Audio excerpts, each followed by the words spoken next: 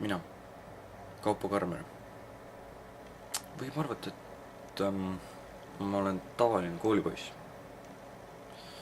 Aga ei, ma võin vabalt enda kohta öelda nägelik.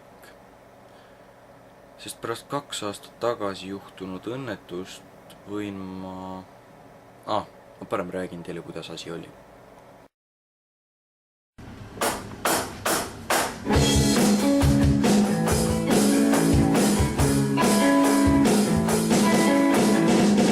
Üks poiss, kes auto alla jäi, sai võime mõtteid lugeda. See muutis ta elu ja muutis elu. Ta sai nägelik, tast sai nägelik, tast sai nägelik. See oli 2008. aasta jaanuaris, kui mu ema ja isa poodi läksid. Ma võtsin emalt raha, panin ennast riidesse ja läksin. Taamal prügi täis kraab.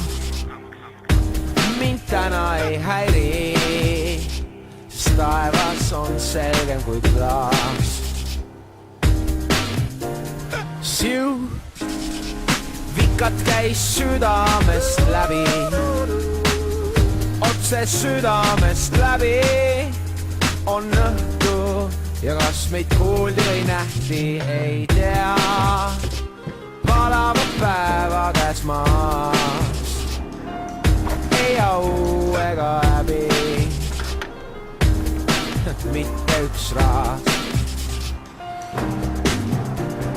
Maas, palavad päeva käes maas, ei au ega häbi,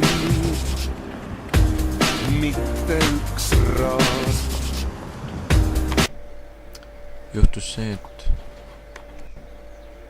ma olin auto all.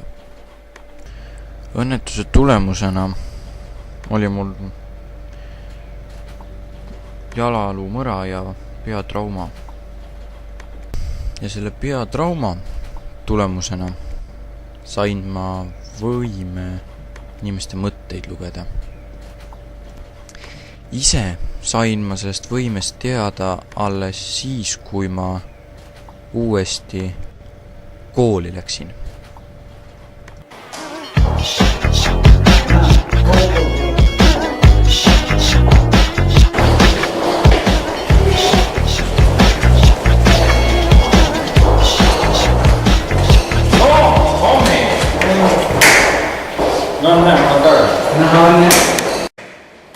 Kuule, mis sul vanemad teevad?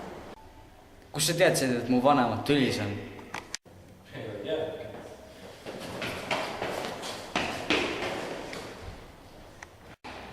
Mida kuradit see tähendas?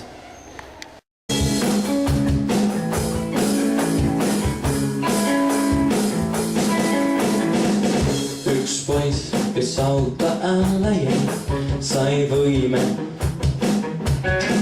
mõtteid lugeda.